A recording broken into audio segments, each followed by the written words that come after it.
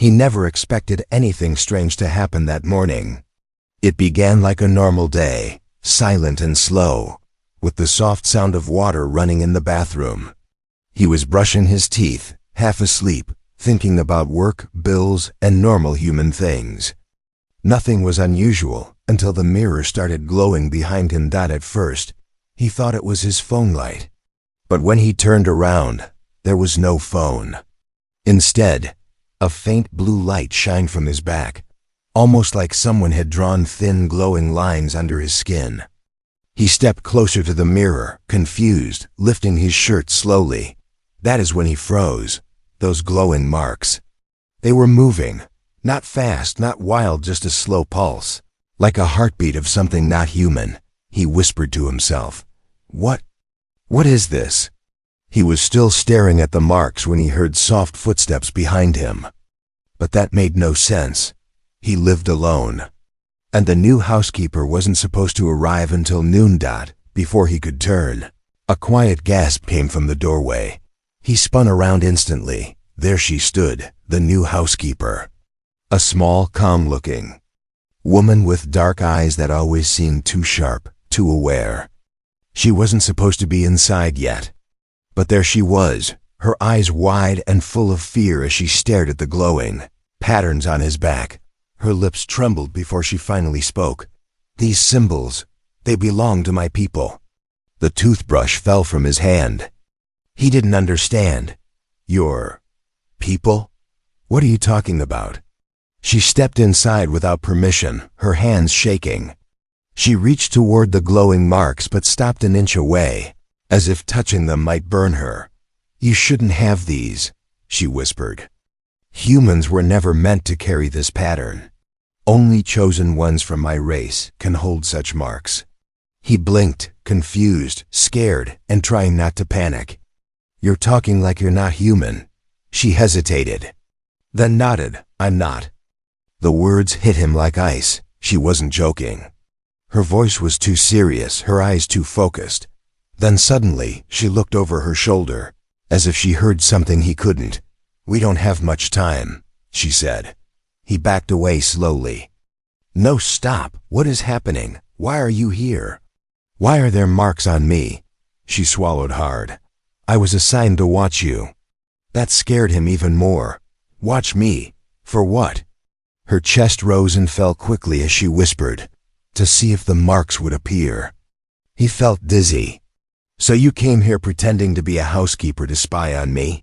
She shook her head fast. "Not spy, protect, I swear it." He didn't know whether to believe her, but the panic in her eyes didn't look fake. It looked like someone who knew something terrible was about to happen. He stepped closer, trying to stay calm. "Please, explain." She looked at the glowing symbols, then at him. "These marks," she said, "appear only on one person every 1,000 cycles. On a chosen child. But you're human. You should never have them." "How did I get them?" "That is the part I don't know," she whispered. "But my people, they will come for you once the marks activate." His heart dropped. "Come for me? Why?" She shook her head again. "Because you are dangerous to them. The chosen one can unlock an ancient device. A device my people fear." He ran a hand through his hair, pacing in the small bathroom. "What device? What are you talking about?" She looked down. "The device is under this house." He froze again. "His house? His home? How do you know all this?" he asked. She lifted her sleeve. There, on her wrist, was a small faded symbol similar to the ones glowing on him, but older, softer, like a scar. "I was born with a mark too," she said. "A small one, a weak one, but yours." She looked at him again, fear returning to her voice. "Yours is the strongest I have ever seen." The room fell silent. He could hear his heartbeat. He could hear the slow drip of the tap. Everything felt unreal. "Why are you afraid?" he asked softly. She finally met his eyes. "Because once your mark activates, it sends a signal." "What signal?" "A message telling my people that the chosen one has awakened. And if they find me?" She looked away. "They will take you," she whispered, "or kill you." For a moment, he didn't breathe. He looked at the markings glowing across his skin, pulsing softly like they were alive. Then he looked at her. "Why did you help me then? Why warn me?" Her voice broke slightly. "Because I don't want them to hurt you." He stared at her, stunned. Why would an alien care about a human she barely knew? Before he could ask, she stepped closer and said, "You must leave this house today, before they arrive." He shook his head. No, wait. I need answers. I can't just run." She looked terrified, almost desperate. "If you stay," she said, "you won't get a second chance." A sudden vibration shook the bathroom floor. He jumped. She panicked instantly. "It's starting. The device. It feels you. The signal is waking." The markings on his back glowed brighter than ever. And in that moment, he realized something terrifying. His life was no longer normal. His world was no longer safe. And the quiet housekeeper standing in his bathroom might be the only one who could save him. For a long moment, he simply stared at her. The panic in her eyes didn't match her calm voice from yesterday when she introduced herself as the new housekeeper. That woman had been quiet, gentle, and almost shy. But this woman standing in front of him now, she looked like someone carrying a secret heavy enough to crush her. He took a slow breath. "You need to tell me everything. No hiding. No half-truths." She looked down, her fingers twisting nervously. "If I tell you, you will not see me the same way." "I already don't," he whispered. That answer seemed to hit her. She closed her eyes briefly, gathering courage, then looked at him again, this time with strange sadness. "My real name," she said quietly, "is not the name I gave you." He crossed his arms, waiting. "My name is Sarah," he blinked. "That doesn't sound alien." "It shouldn't," she said with a faint smile. "Our names change shape when spoken in human language. Your throat cannot make the true sound." She stepped back, leaning against the wall like the weight of her confession was too heavy. "I came to Earth 2 years ago," she continued, "hidden among humans, searching for the one who carried the chosen mark." He frowned. "You knew it could be me?" "I suspected," she said. "The mark appears only on a child taken from Earth long ago. Records said the child was returned to humans as a baby. So, I was kidnapped?" She nodded slowly. Not dramatically, not with guilt, just with painful honesty. "My people experimented," she said. "Not cruelly, but without asking. You were given a part of our power. A mark that should never have survived inside a human body. But it did." He felt sick. "My parents never told me anything." "They didn't know," she replied softly.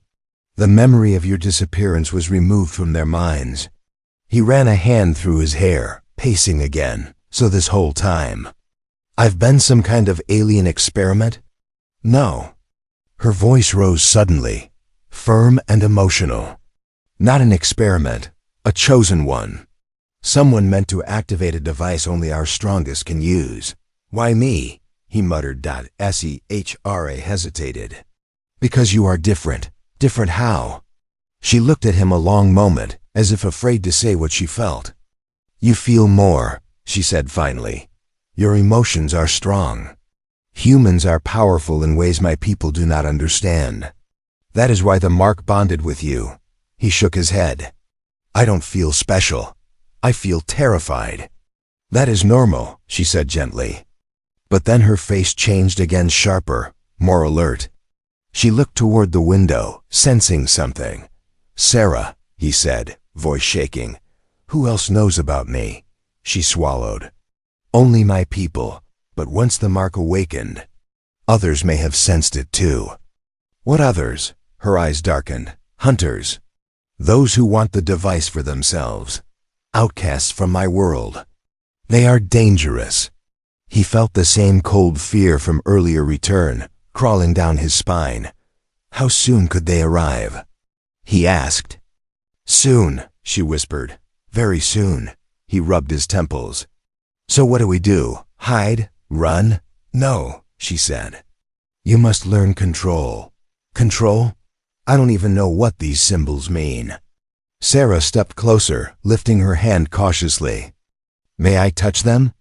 She asked. He hesitated, then nodded. Her fingertips brushed the glowing marks on his back softly, carefully. The light flared brighter, and Sarah gasped. They respond to your heartbeat, she whispered. Your mind. Your emotions. She stepped back, breathing fast. You are stronger than I thought, he stared at her. Sarah, why do you care so much? Her expression softened, just for a moment. Because, she said quietly, I was supposed to observe you. But somewhere along the way, I started to protect you. He froze. And now? He asked. And now, she whispered, I fear I may die for you. Her words hung in the air like smoke. Before he could speak, a sudden sharp sound echoed outside, a metallic hum, like something scanning the house. Sarah's eyes widened instantly. They found us. He felt his stomach drop. Who? The hunters, she said. They are here. She grabbed his wrist, urgent and trembling. You must trust me now. If you don't, today will be the last day of your life. And with that, she pulled him toward the back of the house, toward danger, secrets, and a truth he was no longer prepared to face. Sarah pulled him through the narrow hallway so fast he could barely keep up. Her steps were silent, trained, almost too perfect for someone pretending to be a housekeeper. She wasn't moving like a human anymore. She was moving like someone who had been hunted her entire life. He whispered, Sarah, slow down. What's happening? She stopped only long enough to grab his shoulders and press him against the wall. The hunters use energy waves to track awakened marks. They can feel your signal now. My signal? He whispered. Your mark is alive, she said. It is calling out. He felt the panic rising in his chest. How do I stop it? You don't, she said. Not yet.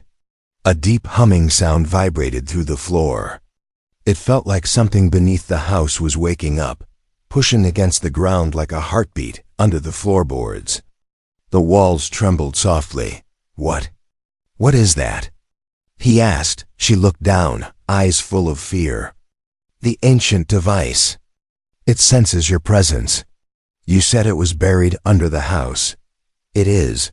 And now it's waking? She nodded. Because it thinks you are ready. He exhaled slowly, trying to stay calm. Sarah, what exactly does this device do? She hesitated, then whispered, It chooses a leader. A protector. Someone strong enough to carry the power of my people. But I'm human, he said. I'm not supposed to be part of this. That is why it is dangerous, she replied. A human was never meant to hold such energy. If the device binds to you completely, no one can predict what you will become. He felt cold all over. So your people want to stop me? Yes, she whispered. Before the device chooses you fully, and the hunters? They want to use you. He swallowed hard. Use me, how? She stepped closer.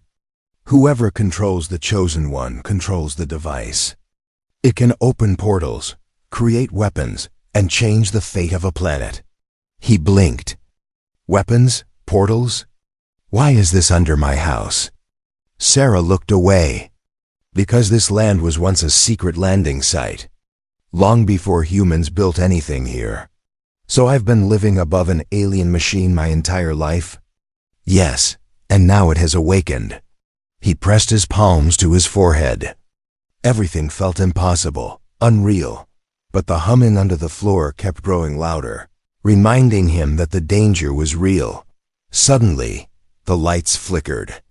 A bright pulse shot up through the floor, passing through his body like a cold wave.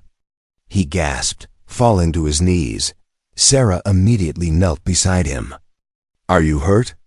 He shook his head, breathing heavily. No. Just something is pulling me. The device is connecting with you, she said.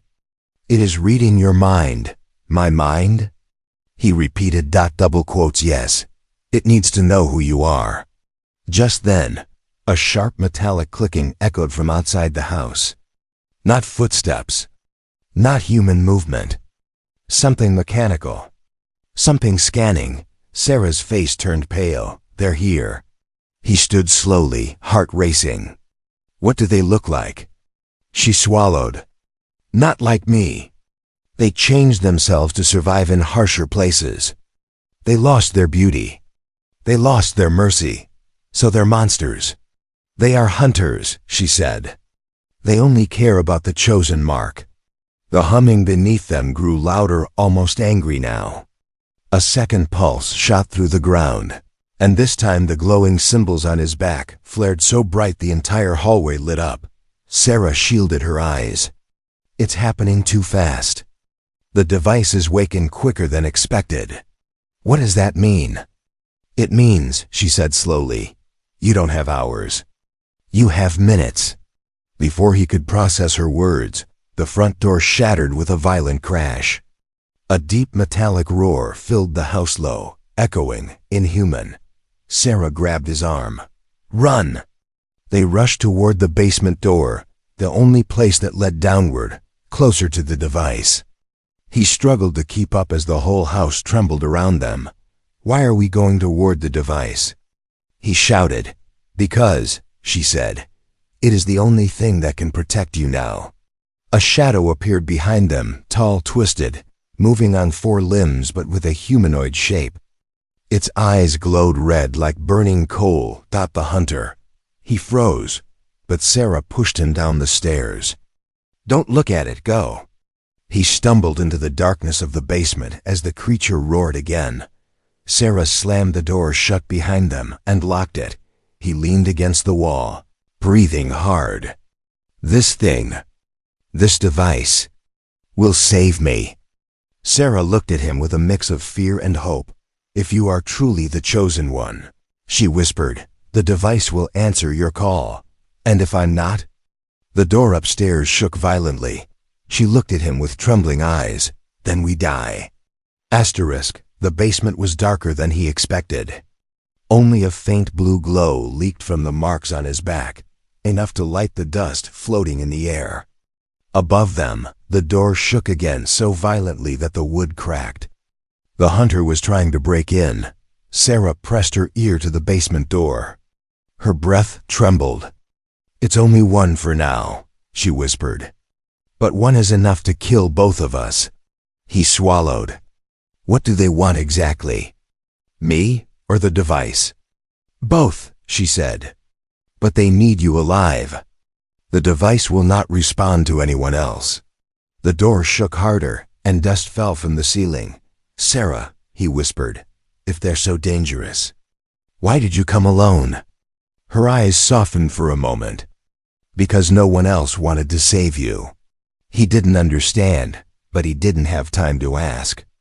A loud metallic scream echoed above them, so sharp it made his ears ring. Sarah grabbed his wrist. We need to move. The device chamber is deeper. It will shield you. They rushed down the stone steps. The air grew colder, and the humming grew louder, like a giant heartbeat under the earth. The basement opened into a long tunnel he never knew existed beneath his house. How far down does this go? He asked. Far enough to hide a secret from the stars. She replied. They reached a huge steel door, round and old, covered in strange symbols. Some of them matched the glowing marks on his skin. It's locked, he said. Not for you. Sarah pointed to the center of the door. Touch it. He hesitated. What if it hurts? It will, she said honestly, but only for a moment. He took a deep breath and pressed his palm against the cold metal. The symbols on his back flared again, bright, hot, alive. The door reacted instantly, glowing the same color. A wave of energy passed through the metal, and with a heavy rumble, the massive door began to slide open. Behind them, something slammed into the basement door again, this time breaking it. The hunter had entered the basement. Sarah pushed him inside.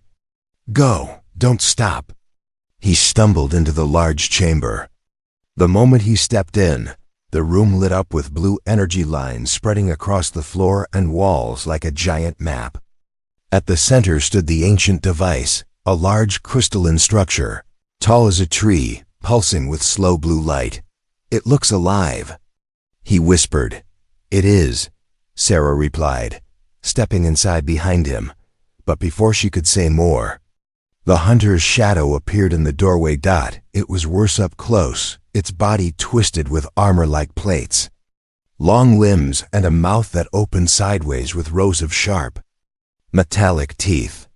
Its red eyes locked onto him immediately. Sarah stepped in front of him, her stance low and ready. "Stay behind me." "But you said they were stronger." "I said they were deadly," she corrected. "Not that I wouldn't fight." The hunter let out another metallic roar. Then it leaped. Sarah moved faster than any human could. She dodged, slid across the floor, and struck the creature's leg with her elbow. A spark burst from its armor, but the creature barely stumbled. "It's too strong," he shouted. "I know." Sarah yelled back, jumping away as the hunter swung a sharp limb at her. The creature lunged again, and Sarah barely avoided getting sliced. She countered with a glowing strike from her palm, hitting the hunter's chest. The blow pushed it backward, scraping across the floor, but it recovered instantly. "Sarah!" he shouted. "It's coming again." "I see it." The hunter charged. She met it head-on, using her whole body weight to knock it aside. They crashed into the wall, locked in a violent struggle. The hunter slashed her shoulder. She cried out but didn't fall. Blood-bright silver dripped down her arm. "You're hurt," he shouted. She gritted her teeth. "Focus on the device. It needs you." The device pulsed again, this time in sync with the marks on his body. He felt a strange pull, like something inside it was calling him. "Touch it," Sarah shouted. "Hurry." He ran toward the device. The blue light grew brighter with every step. The energy vibrated under his skin, as if the symbols on his back were waking up fully. Behind him, he heard Sarah scream as the hunter slammed her into the ground. He turned around. "Sarah, touch it," she cried. "Now." He placed both hands on the device. Instantly, a shockwave blasted out bright, powerful, freezing the air. The hunter was thrown across the chamber, slamming into the far wall. Sarah covered her face from the blinding light. The entire chamber began, glowing like a sun. The marks on his back burned brighter than ever, and for the first time, the ancient device spoke not with words, but with a deep echo inside his mind. "Chosen one, awake." Sarah looked up with wide, trembling eyes. "It has accepted you," she whispered. "The real fight begins now." The chamber's blinding blue light slowly faded, leaving only the soft pulse of the ancient device behind him.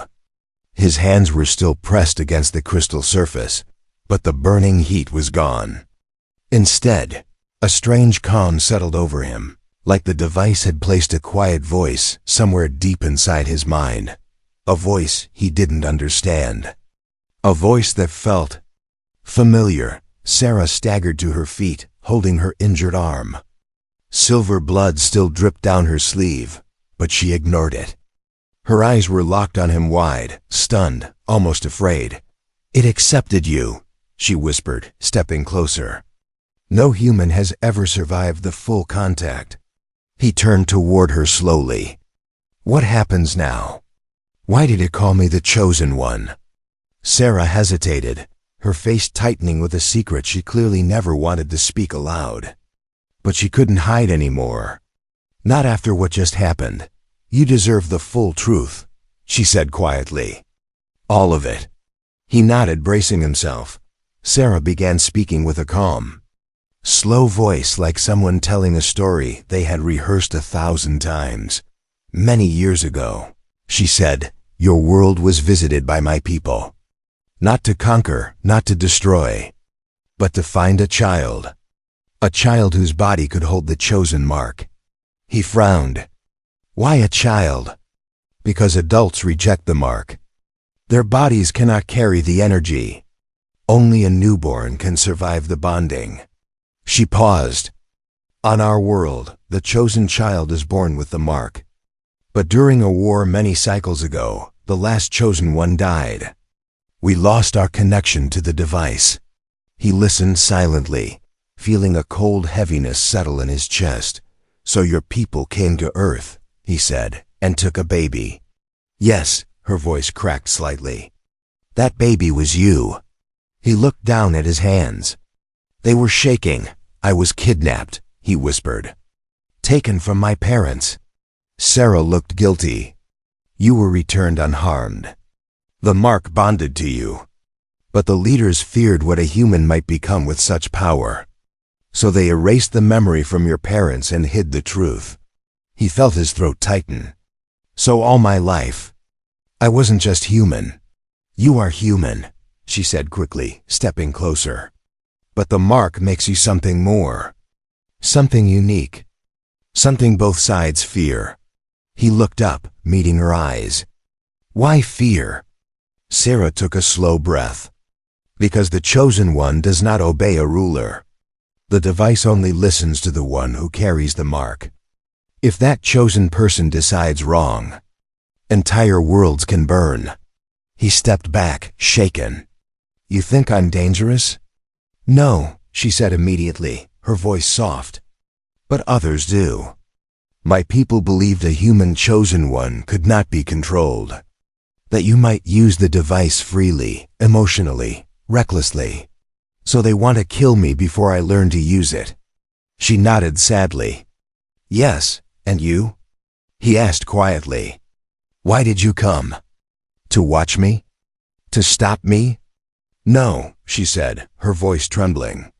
To protect you. He studied her carefully. Why would you protect me if your people want me gone? Why risk everything for a human?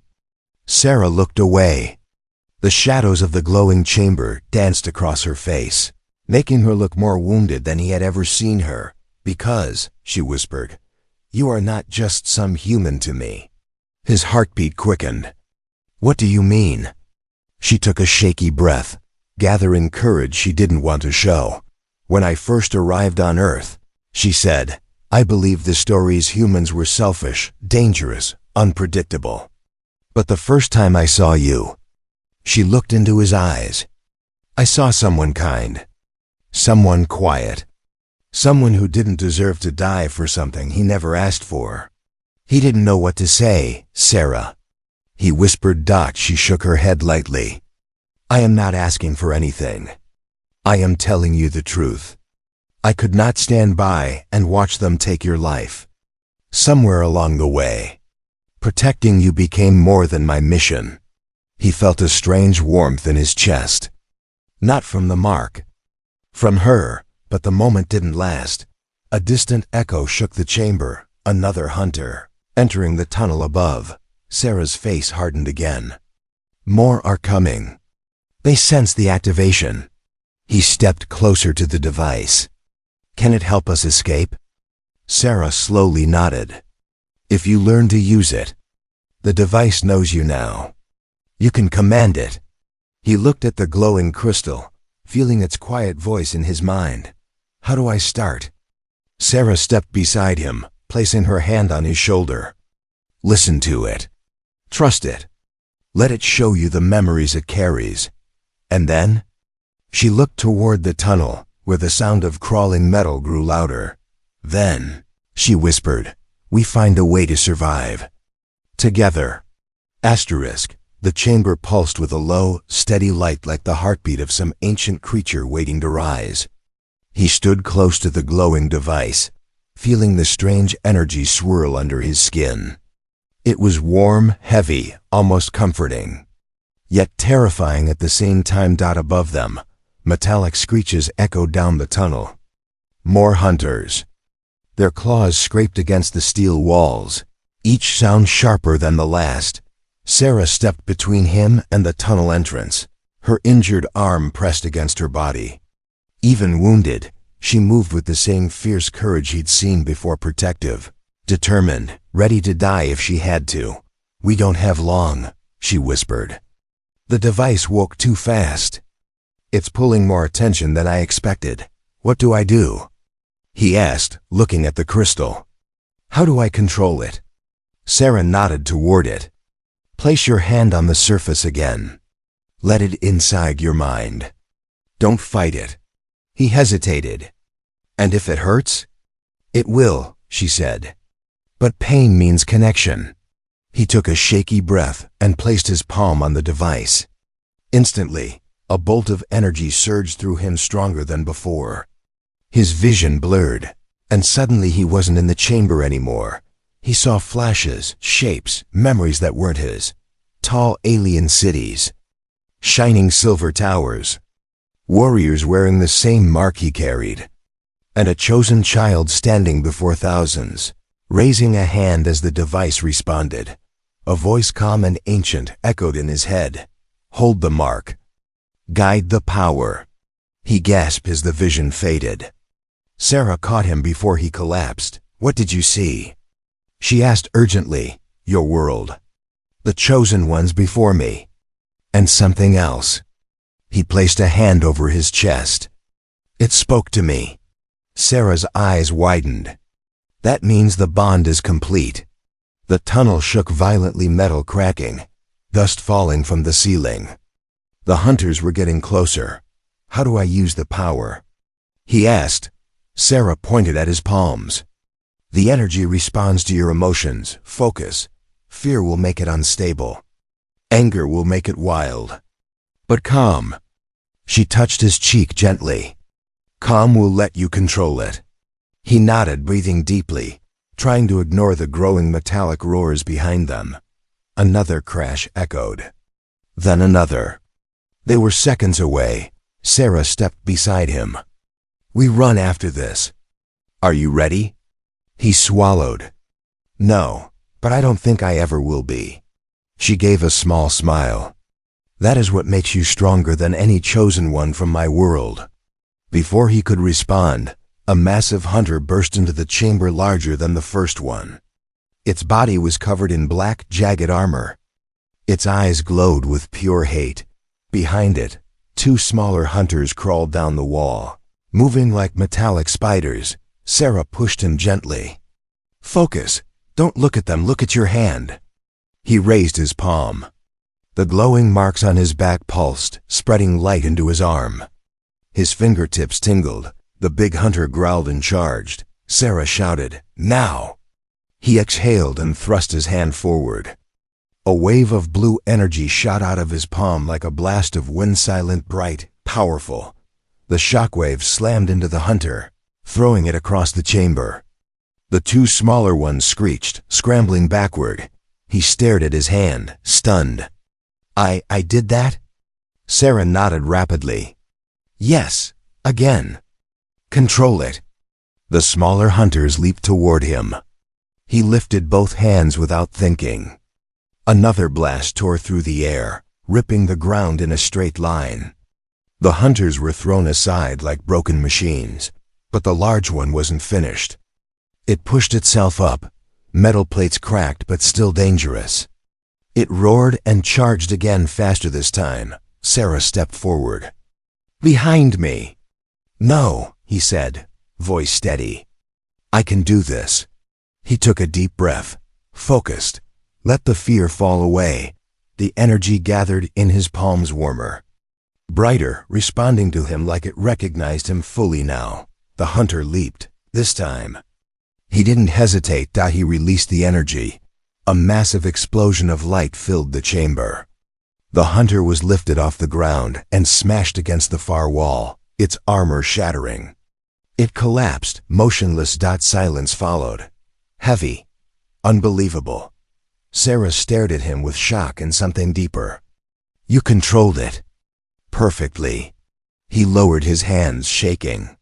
I don't know how long I can. You won't need to, Sarah whispered, listening to the distant tunnel. That blast will call every hunter in the area. We cannot stay here. He nodded. Where do we go? Sarah looked toward the far end of the chamber, where a narrow tunnel led deeper into the earth. We run, she said. And we pray the device gave you enough power to survive what's coming." He glanced back at the glowing crystal. For the first time, he didn't feel fear. He felt destiny. The tunnel ahead was long, narrow, and carved with ancient marks that glowed faintly as he walked past them. Sarah moved beside him, her steps slower, now her silver blood still dripping from the wound she tried to ignore. The air was heavy, hot, buzzing with the energy he had released. It felt like the whole underground chamber was holding its breath. Behind them, distant metallic roars echoed. More hunters. Many more. How long do we have? He asked. Sarah listened carefully. Minutes. Maybe less. She touched the wall gently. They're following the energy trail you created. He tensed. I didn't mean to attract them. You didn't, she said softly. Power always calls enemies. He glanced at her wounded shoulder, her shaking arm, her exhausted eyes. You're hurt because you protected me. She hesitated, then nodded. I would do it again. They moved deeper until the tunnel suddenly opened into a massive underground chamber, larger than any they had seen before. In the center was a circular platform surrounded by glowing rings. The energy pulsed like a giant heartbeat that shook the air. What is this place? He whispered. Sarah stepped closer, awe filling her voice. The heart of the device. The final chamber. This is where the chosen one makes their stand. Stand. Against what? She lowered her eyes. Against anyone who tries to enslave the power. Before he could speak, the chamber shuddered violently, dust falling like rain. The roar of the hunters grew louder. They were coming. He grabbed Sarah's arm. We need to hide. There is no hiding, she said. Not anymore. More shadows entered the tunnel behind them. The hunters emerged 1, 2, then 5. Crawling along the walls, clinging to the ceiling, their eyes glowing red like burning coals. Sarah's face hardened. Stay behind me. He shook his head.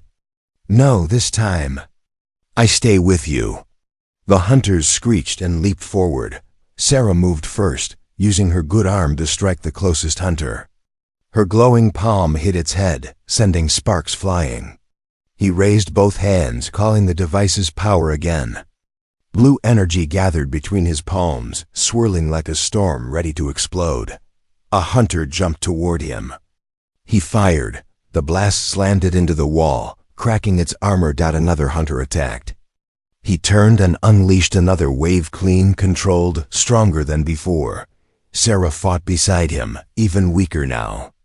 Her movements were slower, but still fierce, still protective.